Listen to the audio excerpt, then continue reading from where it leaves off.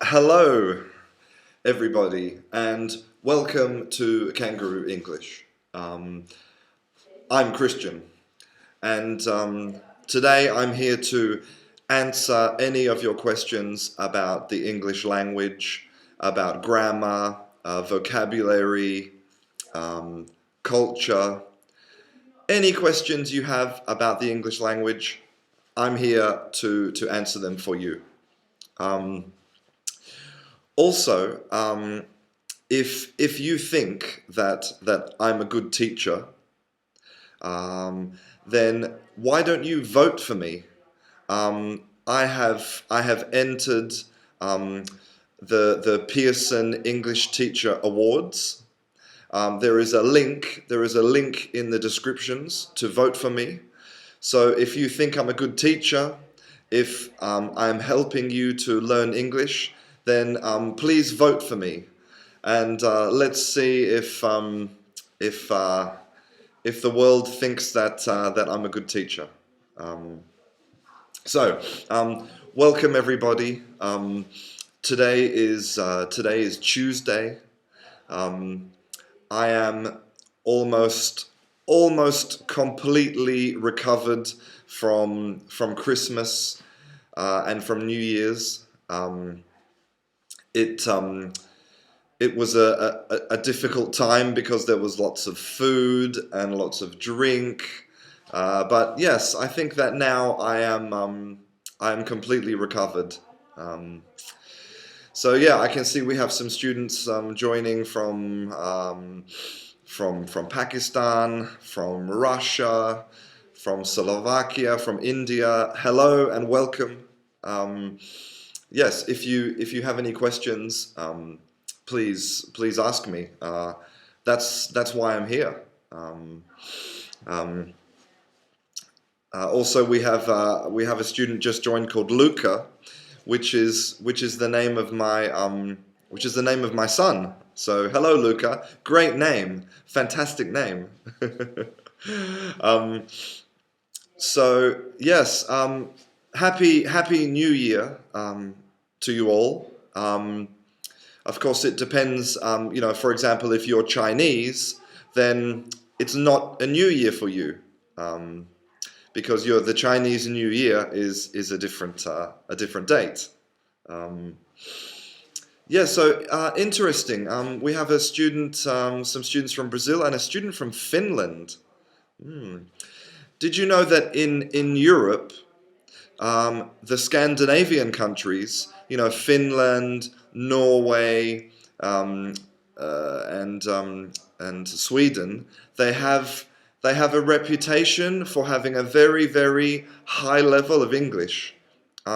Is that true, Nancy? Is it true that in Finland everybody speaks perfect English? Please tell me. And also, is it true that that Finlandish grammar is very, very difficult? Tell me. I'm very curious to know about this. So yes, did any of you make any New Year's resolutions?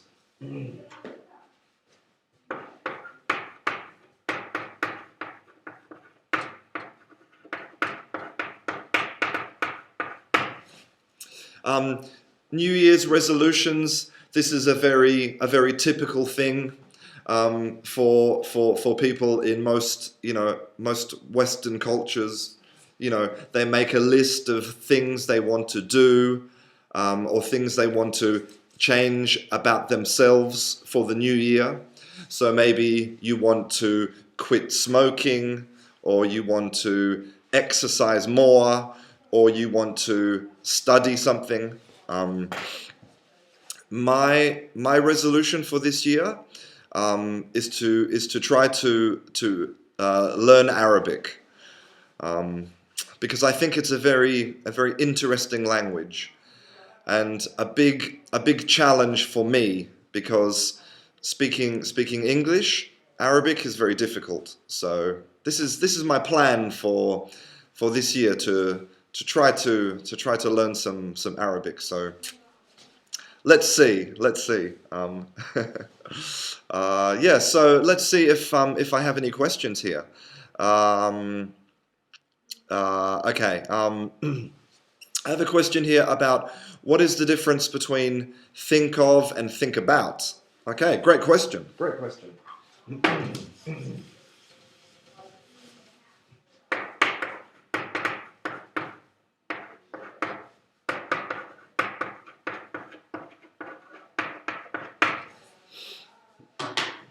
Okay. So these are two phrasal verbs in English: think of and think about. So there is a little difference between the two. Okay. So think of is like a moment. Boom, I think of an idea. We are talking about one moment, the moment of the inception of the idea. Okay? But think about is when we have an idea, or we have a problem, or we have a question in our minds, and we are thinking about the question. The question is circulating in our minds. So we're talking about a period of time when we're thinking about the question. So we could say that think of is a moment, an idea, boom. And think about is a longer period where we are processing information. Okay? And this is also another interesting verb in English.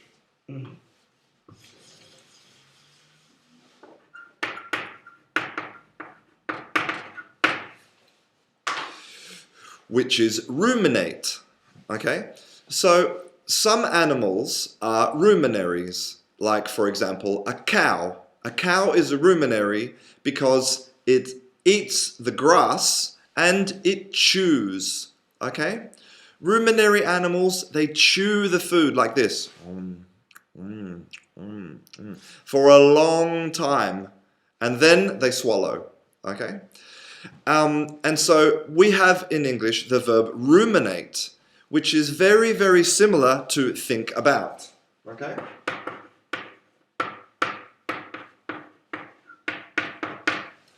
So you can ruminate on a problem like this. You're thinking about the problem like this. It's moving around in your mouth, but it's moving in your mind. So you can ruminate on a problem or ruminate on a question. And also, we have the verb chew. Okay? So you can also chew over an idea. You can chew over an idea, which is very similar, okay, to chew over, ruminate, and think about. Okay? So that's some new vocabulary for you. Okay? Hopefully that little story was interesting to you. Please tell me if you understand or if you don't. And also tell me if you like my little stories that I tell you, because I'm not sure. They're very interesting to me, but maybe they're not interesting to you. I don't know. Tell me. Okay. So yeah, there are some people in the comments section that are creating groups on WhatsApp or groups on Facebook to study English. And I really think that this is fantastic. This is a fantastic way for you to get together and practice speaking and motivate each other. It's really good. So I think that especially if you don't have a teacher, or you can't find a teacher, or you don't have money for a teacher, a group on WhatsApp or Facebook is a fantastic way for you to practice your English. So very good. Okay. Okay. Let's see if there's any more questions here.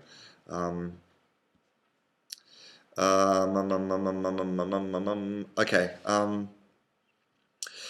Yeah. So I have a question here from from Slovakia, from 1953 emo, who was asking me about the days of Christmas in English, which is, yeah, very interesting. Okay.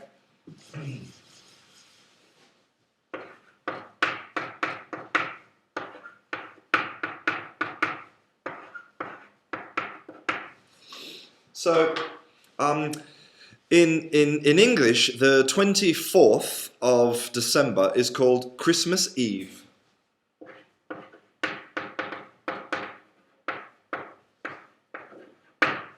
So, Eve, of course, is a contraction of evening. Evening is night. So basically, Christmas Eve is the night of Christmas. And traditionally, depends on the country, but Christmas Eve is a time when the family is together and maybe they have some drinks and sit in front of the Christmas tree and talk. Okay? Then you have the 25th, and watch the 25th because it's a date. Remember, dates in English with the 25th is Christmas Day. Christmas Day. So this is, in the past, was very important for Christians because this is the day when Christ was born. Okay? It used to be a different date, but then it was moved to the 25th of December. So this is the celebration of when Christ was born. But now, because every day, in general, people are becoming less and less religious, now Christmas Day is a day to eat a lot, to open your presents, probably drink too much wine. You know, the religious aspect is reducing every day. And the 26th in English is called Boxing Day.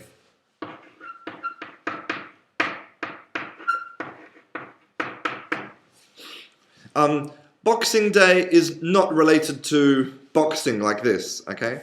Boxing Day, in the past, you had a lot of people who came to your house to give you services. So, for example, you would have a man who came to your house to give you bread every day, and a man who came to your house to give you milk, and maybe a man who came to your house to deliver the newspapers and things like this, okay?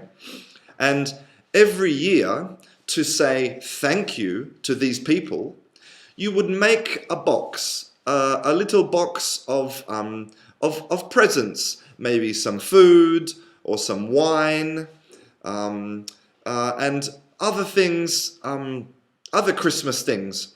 And you would give these boxes to these people, to the milkman and the bread man, and maybe the man who cleaned your chimney, okay? You would deliver these boxes, and that's why it's called Boxing Day. But now, because these services don't exist, you don't have a milkman or a bread man, now this tradition is basically dead. And Boxing Day is when you lie in bed and think, oh my God, I ate too much food yesterday and I drank too much wine yesterday. This is the new tradition for Boxing Day.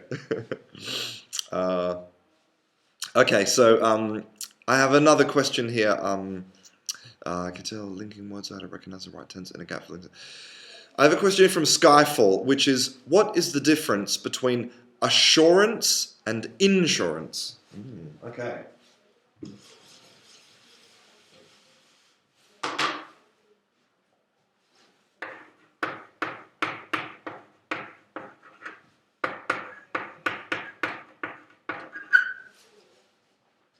Okay. Assurance is a type of promise, okay, a type of guarantee. Promise. It's a promise or a guarantee that you will do something. Okay? Like, imagine that I want you to buy me a pizza. Okay? I want pizza. And I say to you, Skyfall, please buy me a pizza. Okay? And you give me an assurance, you give me a promise, or you give me a guarantee that you will buy me the pizza. Perfect. Okay? Perfect. But insurance is different. Okay? Insurance is when another person, okay, a third party, or this is related to the money, okay, the money.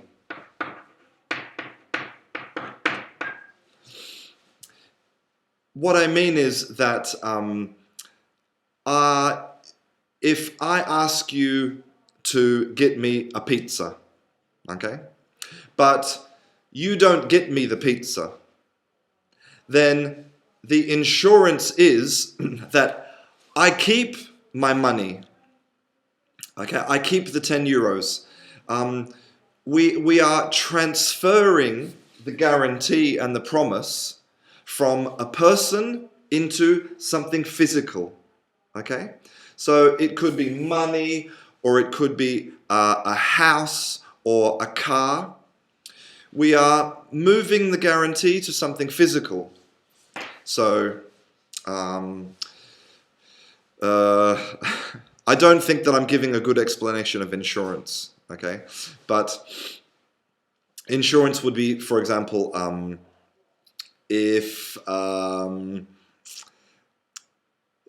you have an accident in your car, the insurance company pays for this, okay? It's when the guarantee is not personal, okay? The guarantee is not verbal or personal. The guarantee is related to money or goods. I don't think that was the best explanation in the world. I'm sorry, but hopefully you understand. Please tell me if you didn't understand, and I'll try again. Okay, so Calcio Heavy Metal, great name, Calcio Heavy Metal. He asked me, when do we use going to, and when do we use will? So that's a fantastic question. And I think this is something that is very confusing for people who are learning English. And I think that the textbooks and lots of books and websites, they explain this very badly. It's very complicated. But in reality, it's very simple, okay?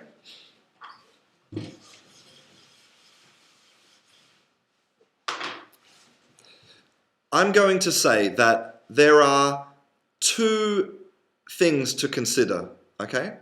The first thing is if we are talking about the future. Okay?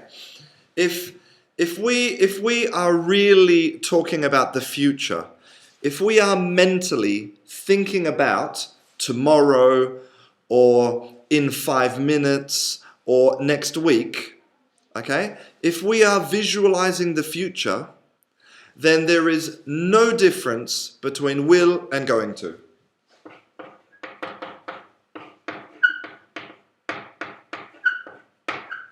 Okay? Will and going to are exactly the same. Okay? There is absolutely no linguistic evidence of a difference between will and going to for the future. There has been lots of scientific research, lots of papers, lots of academic debate, but there is absolutely no evidence that there is a difference between will and going to for the future. So if you are thinking about the future, you can use will and going to however you like, no problems. But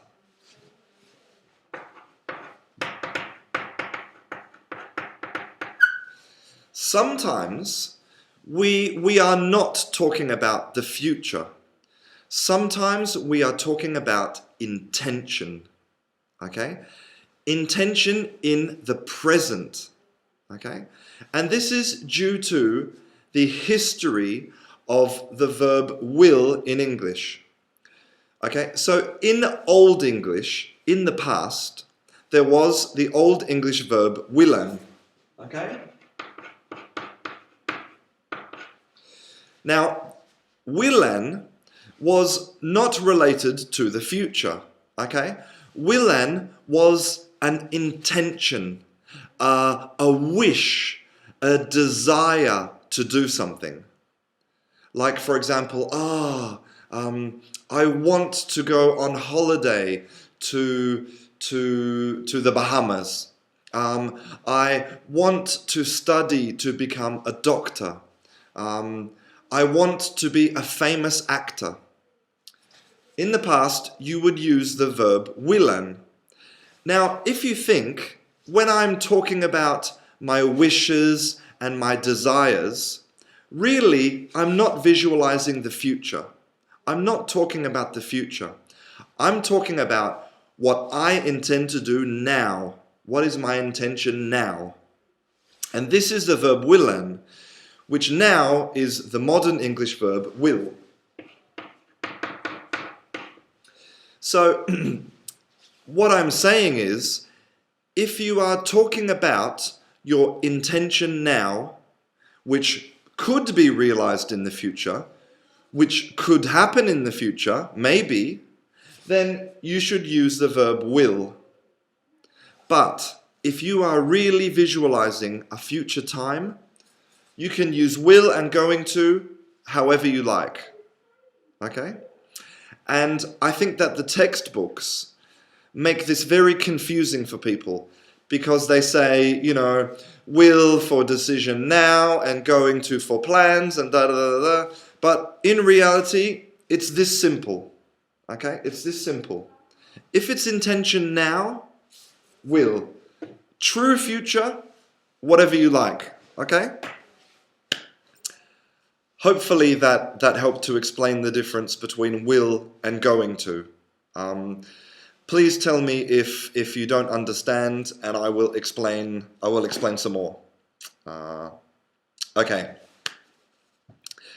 So I have another question here from HH. I don't know what your name is, but HH, maybe Helen Hunt. Helen Hunt, is that you? Okay, he or she is asking, what is the difference between I will have an orange juice, I will take an orange juice, and I would like an orange juice? Okay.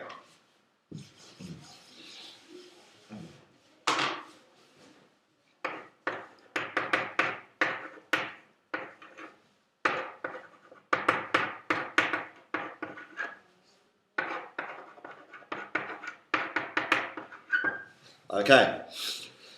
So, the first one, I will have, as I said before, okay, as I just finished explaining, this could mean that you intend to have an orange juice, either in the future or your intention now. You want an orange juice. I will have an orange juice, okay? Take. Normally, in English, we don't use take with food or drink. In a lot of European languages, you use the verb take for food and drink, etc. But in English, no, okay? Take normally is only for pills, for drugs, okay? For drugs. So to say that you will take an orange juice, it doesn't sound natural, okay? So we can eliminate this possibility.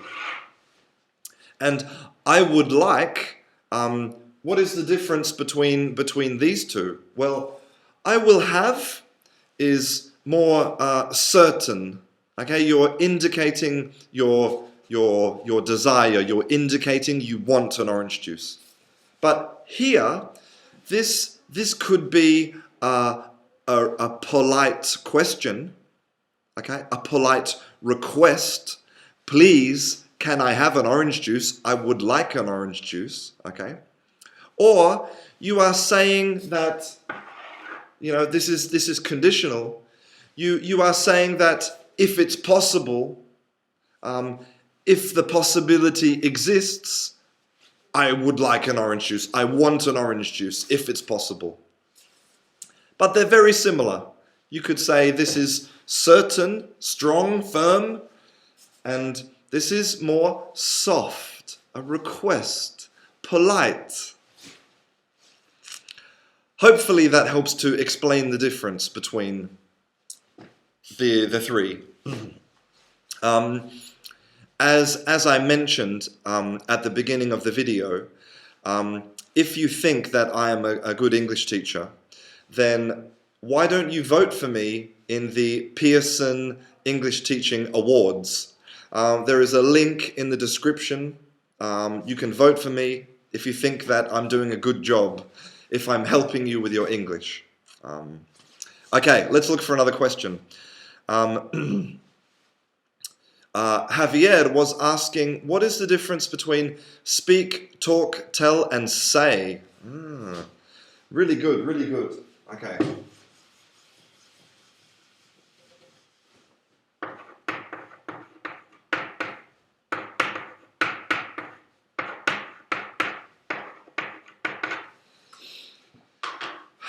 So, yeah, we have these four verbs in English that are very similar, and in some languages these four verbs are only one verb. So why four? Why? This is because of the complicated history of English. Okay, but in reality, the difference is not a difference of meaning. Like, for example, to speak and to talk, the meaning is the same thing. I am producing sound. I'm talking. I'm speaking. I'm saying. So what is the difference? Okay? The difference is the collocations. Okay?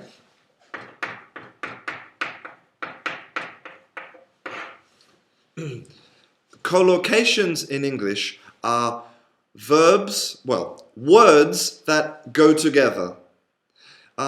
Most languages have collocations, words that naturally go together. Like, you would speak loudly. Okay? I'm speaking loudly, very, very loud. Okay? But I don't tell loudly. Okay? So it's basically the combinations of words. This is the only difference. So, for example, I could speak to a friend. I could talk loudly. I could tell a story. And I could say hello. Okay? These are just four very quick examples of some collocations. So, for example, normally you tell stories or tell lies, or maybe tell a joke as well. And you can say direct speech, say hello, or you could say something horrible, you could say something nice. You could talk loud, talk quietly, talk a lot. And you could speak to a friend. You could speak badly about somebody. So, unfortunately, what you have to do is learn the combinations. Okay? So you learn which one of these goes with what you want to say. So the best way is to read a lot, okay? Because when you read, you are naturally absorbing the combinations of the words, like tell a joke, tell a story, or speak loudly. You will absorb subconsciously the combinations, okay? So hopefully that explains the difference between these four. Please tell me if you don't understand, or if you would like me to explain more. Okay, so Abdallah Fauzi would like to know the difference between now, right now. I talked a little bit about this in a previous class. Okay, so.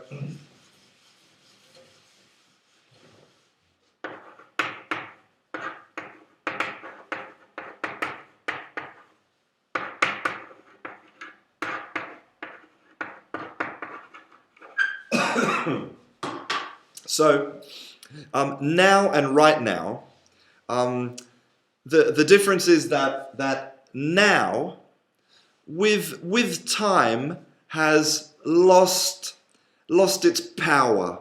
It has lost its impact. Now could be like now, or it could be in 5 minutes, or it could be today. Okay, it is not necessarily this moment. But when we say right now, okay, the right emphasizes this moment, right now. Okay? But maybe with time, right now will also lose its meaning. And right now will change to be something different. Like this minute, or at this moment. A Brazilian student told me that in Brazilian that já means now, okay? But because similar to English, in Brazilian, já lost its meaning. So now in Brazil they say já já, okay? And this repetition, the já já, this repetition emphasizes that it means now, this moment. So it's similar in English, okay? And what about the difference between there and over there? Really, there's no difference, okay? Over is a preposition which literally means we have an object, okay, and we are passing over the top of the object, okay, like this, like over. So over the telephone, or over the bridge, or over the river, or over my head, okay? So when you say over there, you're sort of, it's over there, okay? But in reality, it doesn't mean anything, okay? It's what we would call in English a filler. We use it to fill a space. There's no difference between it is there and it is over there. No difference. It's a question of semantics, okay? Okay. We have a student here from Syria, from Latakia in Syria. Carol. Hello, Carol. I am terribly sorry about what is happening in your country. It's just unbelievable. So thank you for coming to class, and I really hope that you learned something today. And I'm very happy to have you in class. Okay, so let's see if we've got some more questions. Oof, okay. Wow. There's lots of people in class today. I'm very happy to have you all here. Okay. Okay.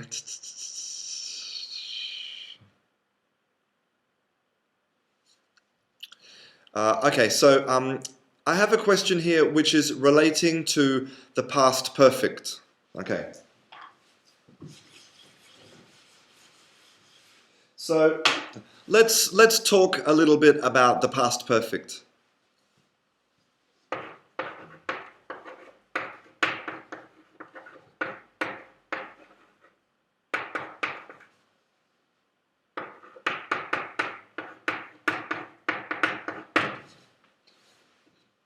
Okay, so this is the example sentence from A.K. Pathak. He asked, is this sentence different if we eliminate the past perfect? Like he's asking, what is the difference between I had hoped or I hoped? Okay. So first I'm going to explain a little bit about past perfect. Okay? So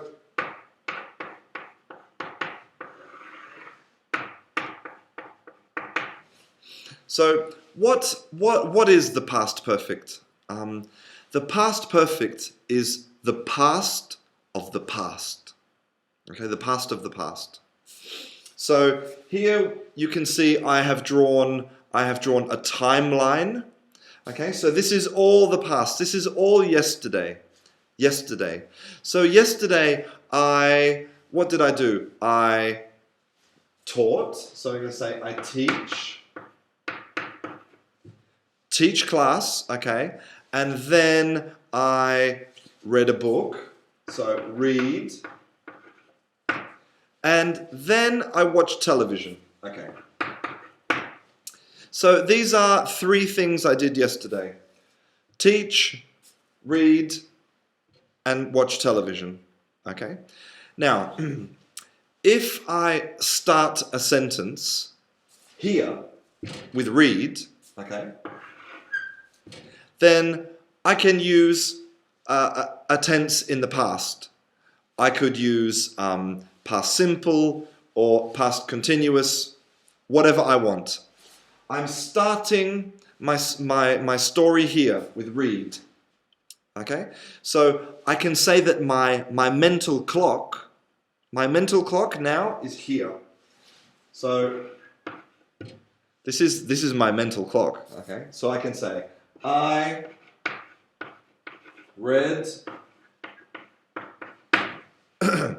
I read a book. Okay, I read a book. And I'm using past simple. I read a book. Now, here is my mental clock, here at read. If I want to talk about a time after that, then again I can use past simple. So here, from read forward, okay, forward in time, I will use past simple or past continuous, whatever I want. So I read a book. I watched television. Okay. I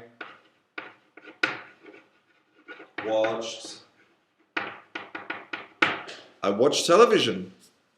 So you can see here I'm using past simple. I watched television. Perfect.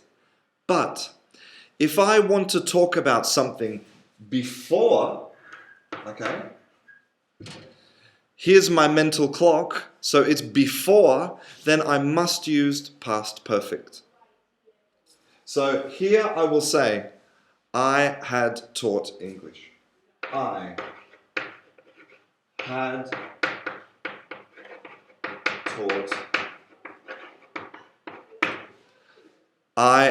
taught English. Okay? So here is past perfect because it is before my mental clock, before my current position in time. Here is my position in time here, and it's before, so past perfect. Okay. So now let's look at your example. Okay. Where's my eraser?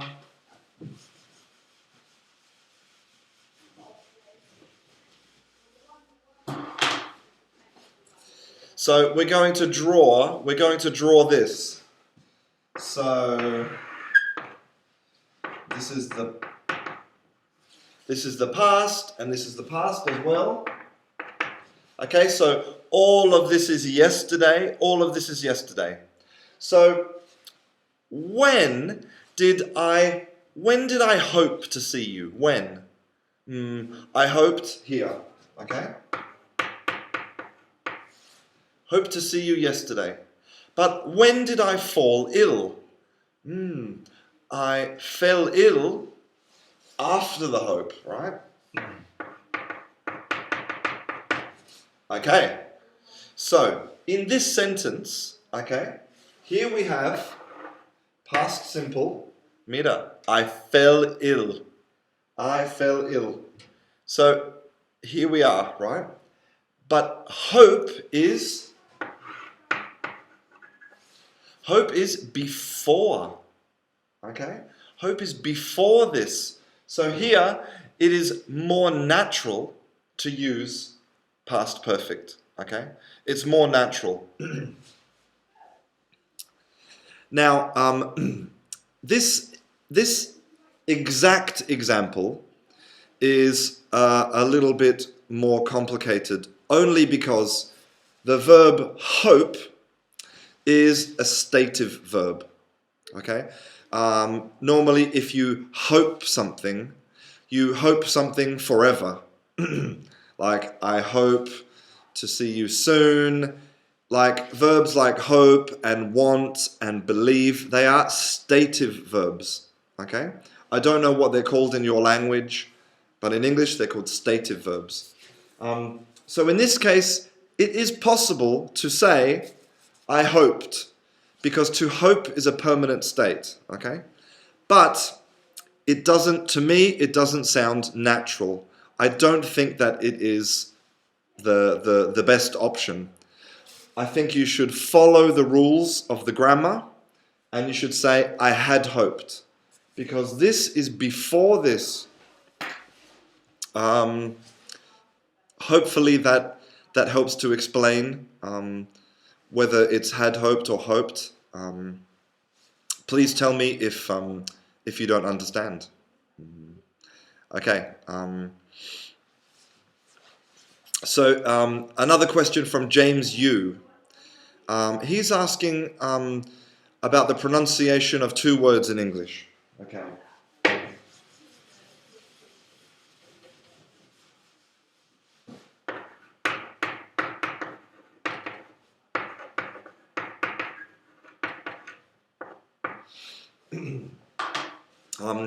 He's asking about the pronunciation of the words northern and southern. Okay. And he's saying that sometimes the TH sounds similar to a D. So the pronunciation sounds like northern, and northern and southern. Okay? So he's saying that sometimes the TH sounds like a D. Okay. Why? Why? You are a little bit correct. A little bit correct. Okay. Basically, the TH sound in English. Okay. This sound here is actually a very physically complicated sound because I have to stick out my tongue. Okay? And if I'm speaking very fast, it's physically difficult to So, what happens is when people are speaking very fast, they don't stick out the tongue totally, completely. What they do is, if you imagine this is the teeth, okay? This is this, okay? Like this. The tongue should come out like this. Northern. Here, for the TH, okay? So this is my teeth, okay? This is my teeth. Northern, okay? But it's very physically complicated. Physically, a lot of work. So people, what they do is this is the tongue, they just touch like this on the back of the teeth. Here.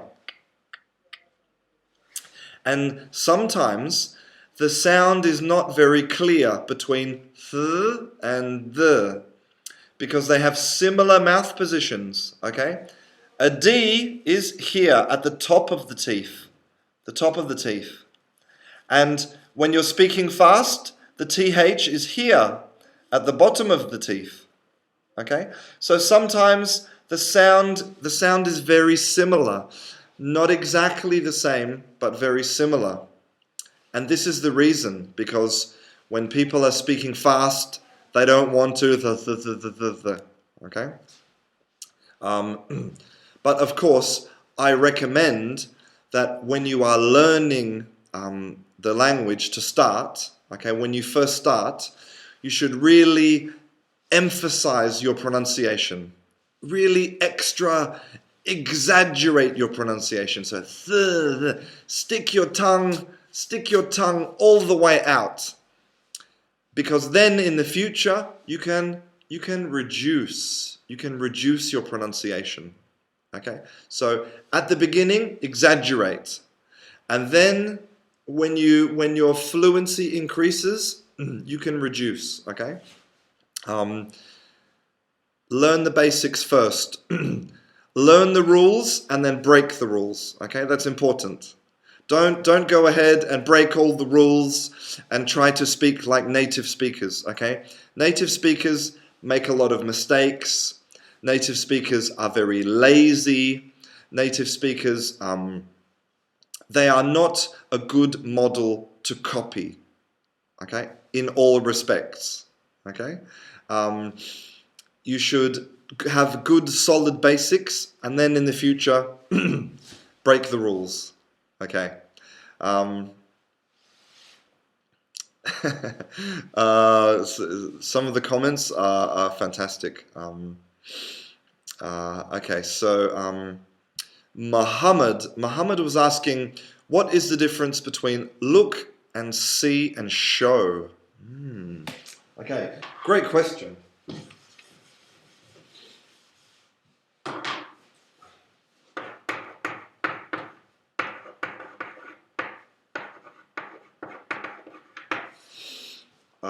Okay, so first I'll explain the difference between look and see and watch.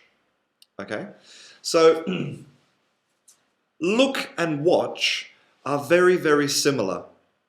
So we're using our eyes. We can say that these two are partners, to look and to watch. Okay, the difference is that look is something that doesn't move. So, for example, I can look at a paper because the paper doesn't move. I look at a book, look at a picture, a photograph, because a photograph doesn't move. Okay? But when I watch something, watch is something that's moving. So I watch television, I watch a film, or I watch a game of football because it's something that's moving. So we can say look is static, and watch is something moving. Now, see is different because see is something that is unavoidable.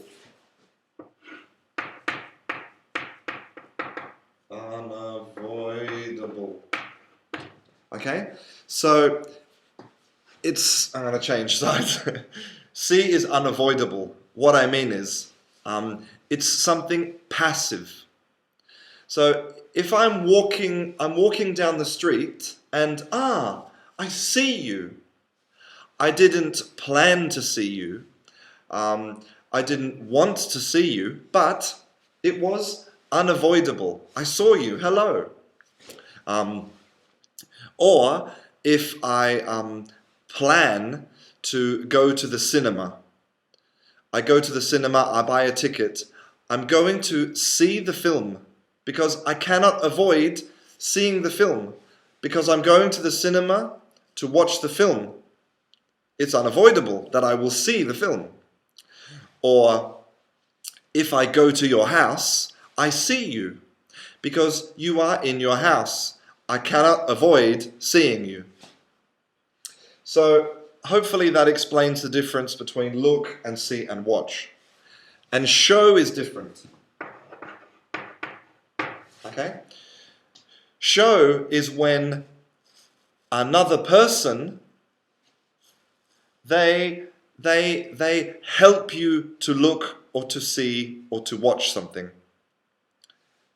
So another person helps you to do this. So I can show you a film and then you watch the film. But I am showing you the film. I'm helping you to watch the film. Or I can show you a book. I show you a book and then you look at the book. Okay? I'm helping you to look at the book. So this is the difference between the four. Hopefully that was a good explanation. Please tell me if you don't understand. I think this was a better explanation than the assurance insurance. That was dodgy. That was dodgy.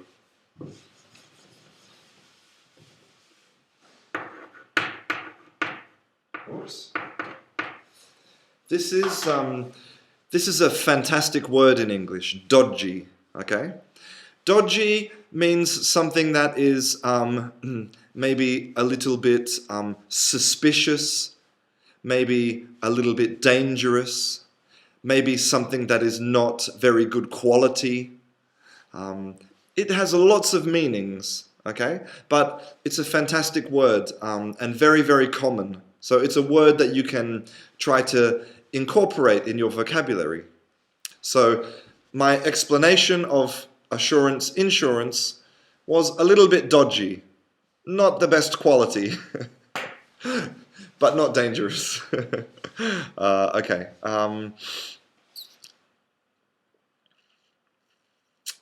Okay, so Danny has a question.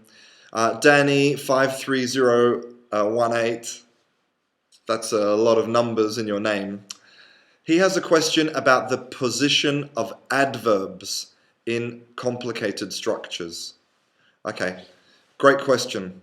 Great question. Okay.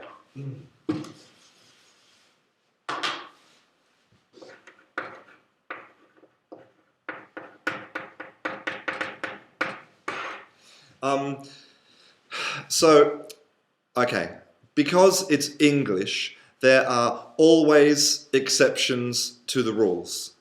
Little exceptions, okay? But if you follow this rule, you will be correct 90% of the time, okay? And the rule is basically that the adverb goes before the main verb, okay?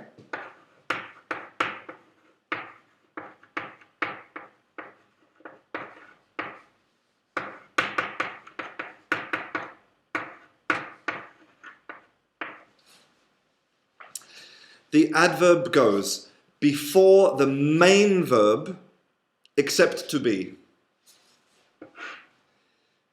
If the verb is to be, the adverb goes after. But if the verb is any other verb, it goes before. Now, be very careful because I said before the main verb. So let's look at an example, okay?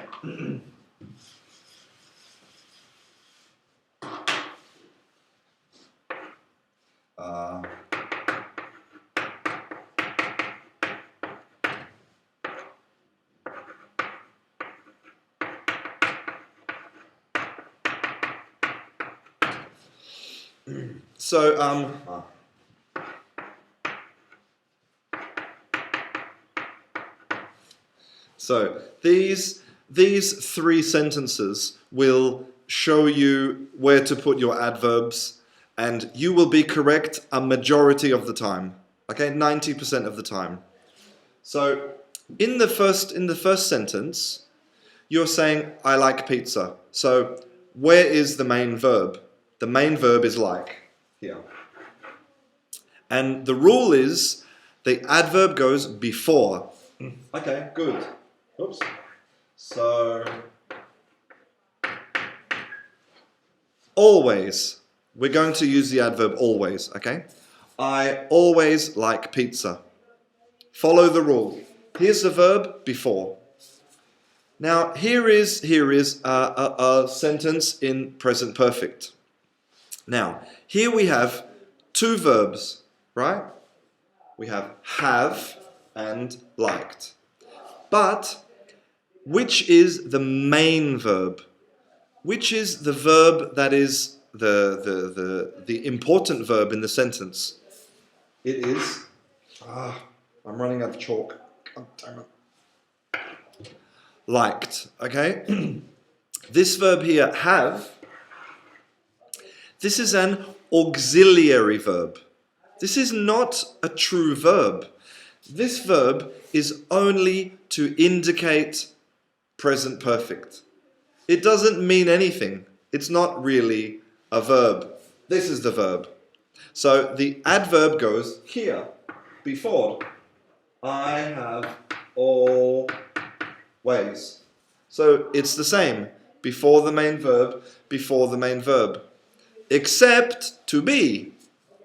So here in this sentence, I am pizza, because the verb is to be, then the adverb goes after. I am always pizza. So, as I said before, English has some exceptions in this case. For example, there are some exceptions about if the sentence is negative and da-da-da. But if you follow this simple rule, you will be correct 90% of the time. And the small exceptions, you will absorb them. Okay, you will absorb them subconsciously. Don't worry. Okay. Hopefully that helps you to understand about adverb positions in English.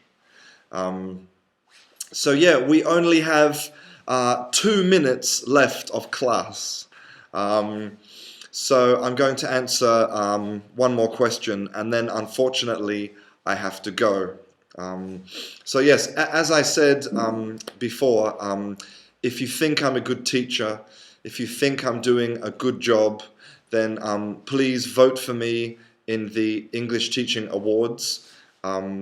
There is a link down below in the description. So thank you very much. Okay, let's look for one more question I can answer. Yes, it's true that Boxing Day is the biggest shopping day of the year. It's crazy. Okay. Okay. Okay. I'm looking for a question that I can answer very quickly.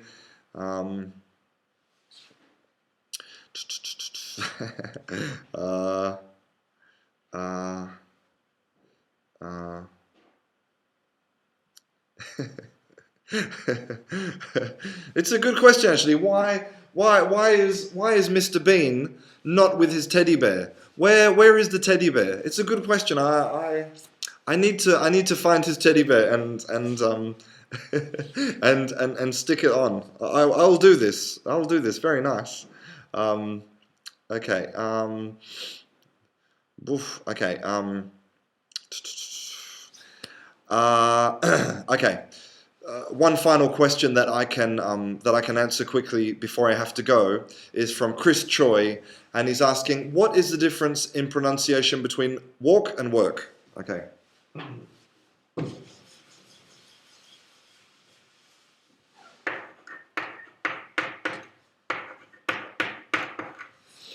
Okay. So And I talk about this a lot, this sound, okay? This is the zombie sound.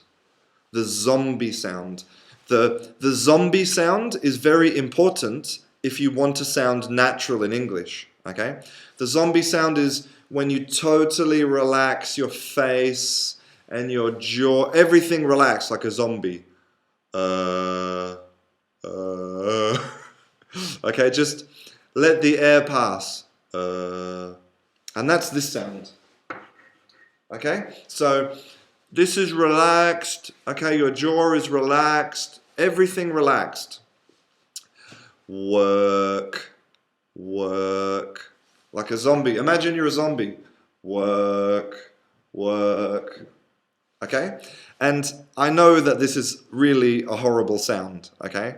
And maybe it will feel very strange. But practice and you can do this. Work.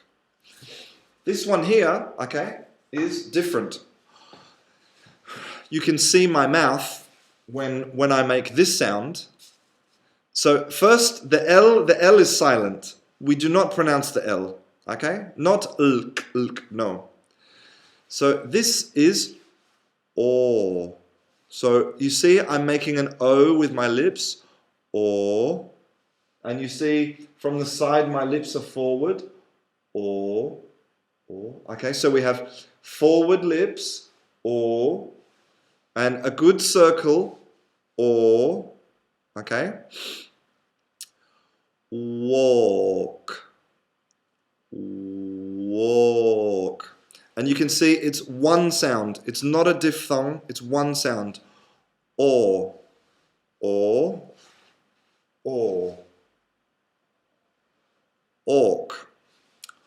Walk, zombie, work, walk,